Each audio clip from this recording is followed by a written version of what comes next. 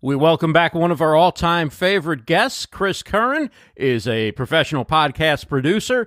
He runs the Podcast Engineering School, one of the premier places to go to learn how to produce and engineer and edit podcasts. And, of course, Chris has a wonderful history in the music industry back in the 1990s with credits on many household name artists, major artists.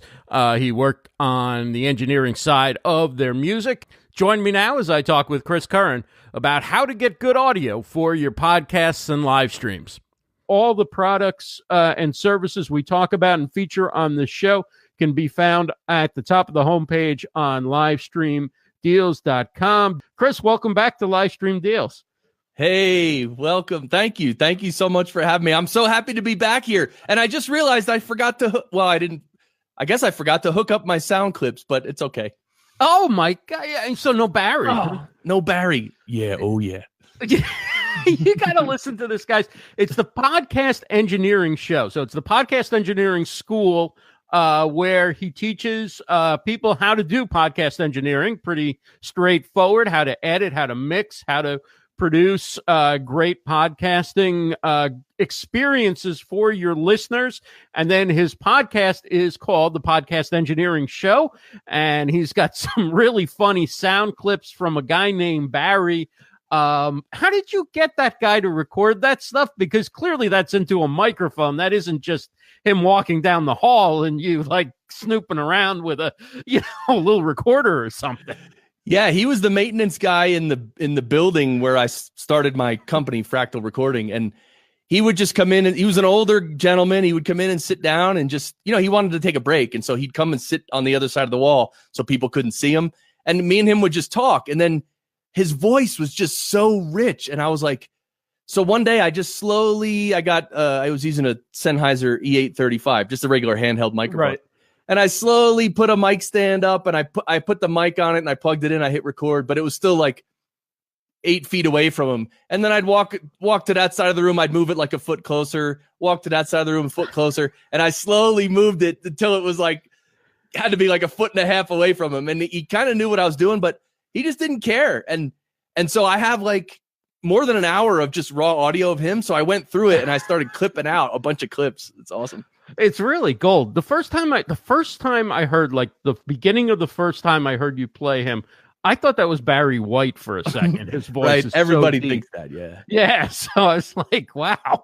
Yeah. Because, there are some interesting clips of Barry White on the internet where he mispronounces a couple of words. And really? Oh, yeah. It's another side of Barry White. Oh, wow. I'll have to play that for you sometime. It's not necessarily appropriate for the show, but got it. It's a lot of fun. So tell us about Podcast Engineering School. What's on the plate for people who want to get involved? Well, so I'm an audio guy, right? I was trained to be an audio engineer, and I worked in the music business in New York City at some of the biggest studios in the world. And I got a bunch of album credits, and I really, I had a great time. And that was in the 90s. So, starting in 2012, I found out about podcasts and I got into it. And one of the first things I realized was that most podcasts don't sound very good. And so, and I'll explain that more in a second. But so I thought, I can teach people some basic audio skills that can really help improve the sound of a podcast, like a lot. So anyway, it took me, I was in podcasting space for about 4 or 5 years before I decided to start Podcast Engineering School. And so that's what I did. And the school is really, it's a deep course. It's not, and it's expensive. It's not just for the average podcaster. Really, my probably the best student who would get the most from it is someone who wants to edit podcasts and maybe make some money, right? And be a professional and work from home and make money, but also know what they're doing, right? And be a professional. So that's why I started the school. And it's going really well. It's just great. And I have a small community of alumni. It's just great. People love it. For people who are getting started out in podcasting, or maybe they've been podcasting for a while or live streaming, but they haven't given a lot of thought to their audio, what are some of the first things that the average live streamer podcaster can do to start upgrading the quality of the audio of their podcast? Well, there's so much that you can do. I mean, if you talk about the signal chain, you can talk about, the microphone, because you need a microphone, and then that microphone connects to something that's going to record it. And so if you just think about each step along the way and make sure you're doing the best, like I have a good microphone here. And my opinion on equipment is buy quality equipment and take care of it, and it'll pretty much last forever, especially microphones and stuff, right. And channel strips and stuff. But yeah, and then a lot of it has to do with microphone technique, what if I was on a podcast and yep, that's right. Sorry. So you're talking into a mic, you got to be quiet. You're in a recording studio. You got to be quiet. Right. That makes a world of difference. And then of course, editing, some people don't edit at all. Some people take pride in never editing anything ever. And okay, that's fine. But sometimes if you want to provide a better listening experience for the listener, because that's what all audio production is about anyway, it's providing a good listening experience to the listener. And so if you care about that, you might want to just tighten it up, take out some of the ums, or maybe, make it flow a little better, things like that. Absolutely. So there's so much you can do. And look, for just the average podcaster, just go on YouTube and search for how to speak into a microphone, or how to just educate yourself, and it'll go a long way for sure.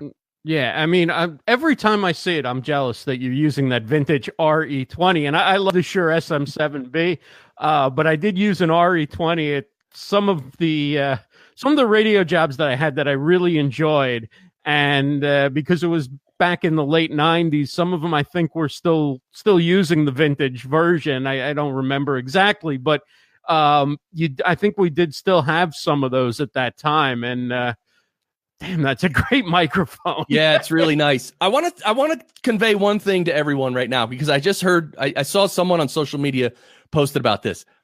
Oh, who was it? I can't remember who. I'll remember who it was. Someone was taking a road trip, and they tried to listen to. I can't remember who it was. Someone was taking a road trip, and they queued up a bunch of podcasts to listen to on the road, and they tried to listen to a bunch of different shows, and literally 75% of all the shows he tried to listen to, he couldn't listen to, because it got loud, it got soft. It was just, it wasn't, the audio wasn't produced properly, because what happens is when you're in a car, driving in a car, there's a lot of road noise.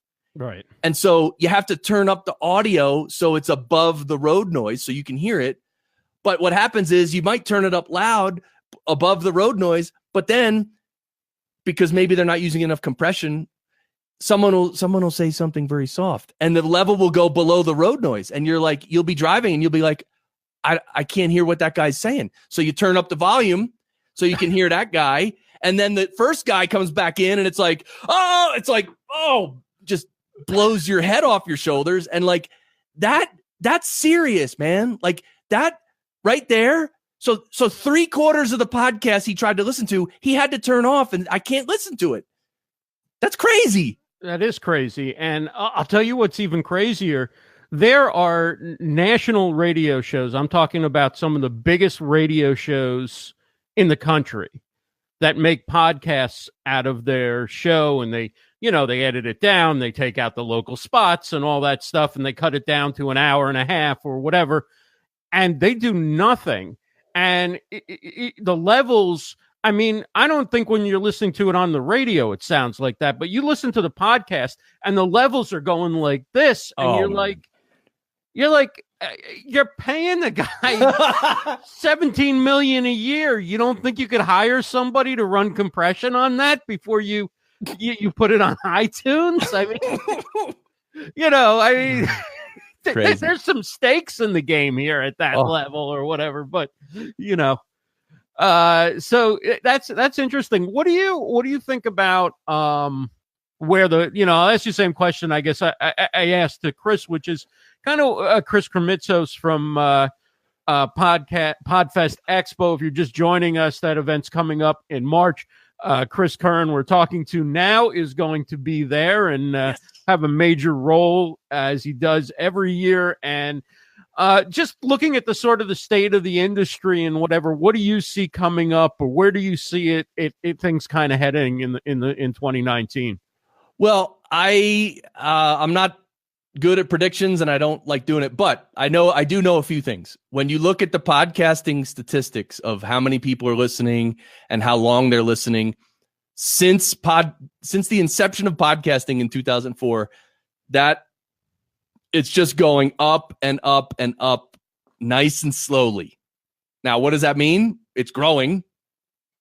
That's a great sign. The other thing is when things blow up really quick and then they just disappear, it's a flash in the pan success. It's like, oh, it's, what was that game with your phone where Pokemon, where it 3D stuff on your phone? I mean, I remember for 2 or 3 weeks, you couldn't turn your head without hearing I mean, it was insane. It was like, oh, the world's changing. Oh my God. And have you heard about that since then? No. So, podcasting is very slow growth. It's a tremendous medium for delivering audio, delivering content, and archiving content as well. That's why radio is getting into it. So I don't have a prediction, but all I know is podcasting, it's not even close to where it's going to be eventually, and it ain't going anywhere. It's so valuable. That's my opinion. Now, from editing a lot of podcasts as you do and producing for different companies and shows, what are your thoughts as far as you're taking something that's been recorded, whether it's been a live stream, whether it's been a radio show? Obviously, a lot of what you do is probably done right with you producing it just for that podcast. But when you look at radio making their shows into a podcast, or these live stream shows into a podcast, what advice would you give in terms of what edits to make, what to add, what to take out, so that it better works for the podcast medium versus the live radio or live stream video medium? Yeah, I don't know if I have any specific tips or anything, but one thing that's for sure is energy and flow. So if a show has energy, listen to my show. I mean, I bring the energy, right? I mean, that's what I do. I don't know how to do it another way. I just can't do a podcast and just sit here and talk and do my podcast.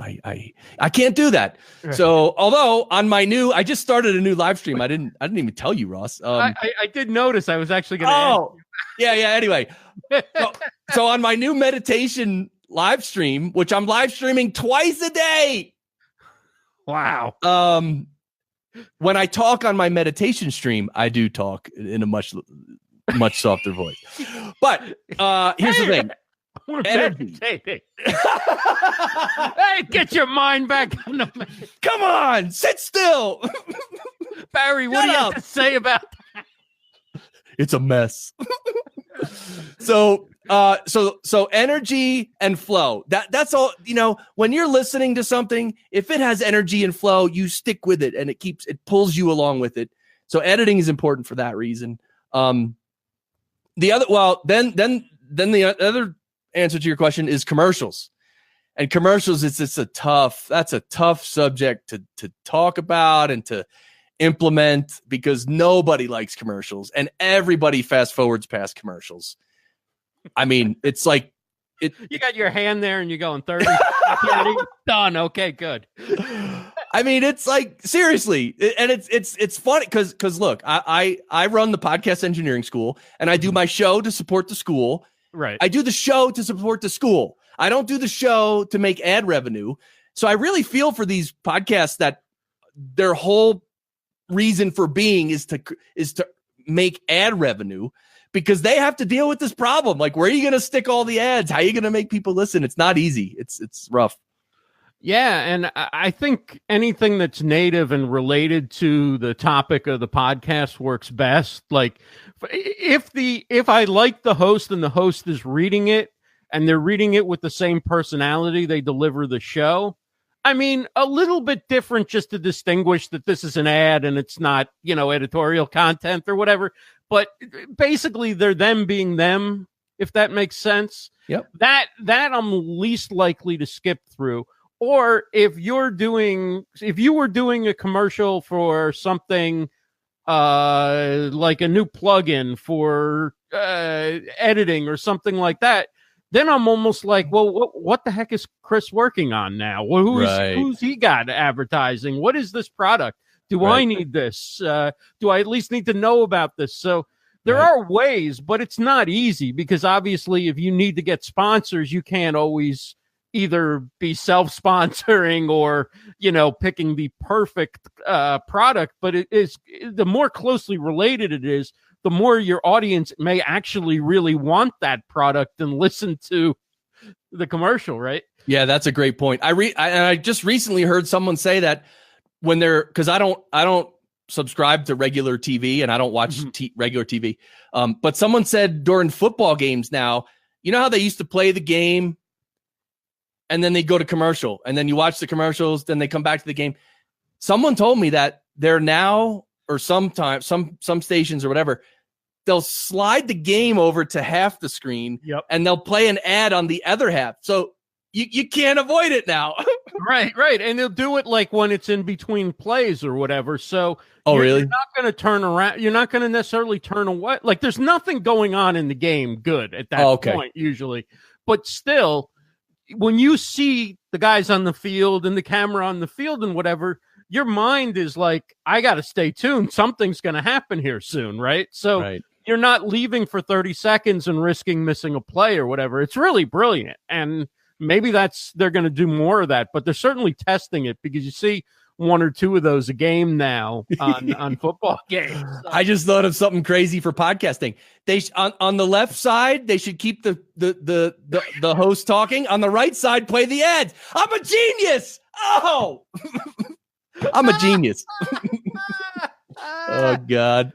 Well, maybe how some people like they start their podcast and they do the little like they play a clip and here's what's coming up, and then they go into a minute of music and they just leave it there with nothing but a minute of music, and then the music stops and they go, "Oh, hey, here we are." During that minute of music, you have the music playing in one ear, and the other ear somebody saying, "Check out 20% off the." I also heard recently I've been starting to follow cryptocurrency, and there's a separate browser. I forget what it's called. Is it called a Tor browser? Is that the name of a browser? I forget what it's called. Anyway, it's a browser like Chrome or Firefox, right? It's a browser where if you connect your crypto account or something, and when you see ads, like you almost get paid to see ads. Like it keeps track of the ads you see, and you build up credit in crypto. And I mean, it's got to be like pennies, but I don't know. That's instant. Everything's going to be gamified. Exactly. Eventually, there'll be some app like you get like points if you watch more commercials. Like, he watched the you know those things where you sign up for something and like you can get 10 more entries if you tweet this out. You can yes. There you go. Yeah. So Podcasters Lounge, you're live streaming every Wednesday for 2 hours, 7 to 9. Well, here's the thing. You're not live streaming it. I spent 3 full days in a cabin a few weeks ago designing my 2019. Okay. And reevaluating my goals and my time spent. And the Podcasters Lounge I had been doing for about 2.5, 3 months. And I really liked it. It was a 2-hour stream once a week. Just a lounge. I just wanted it to be a hangout, and people showed up. Not a million people, but enough people showed up. It was a chat. Ross, you were there. I like doing it.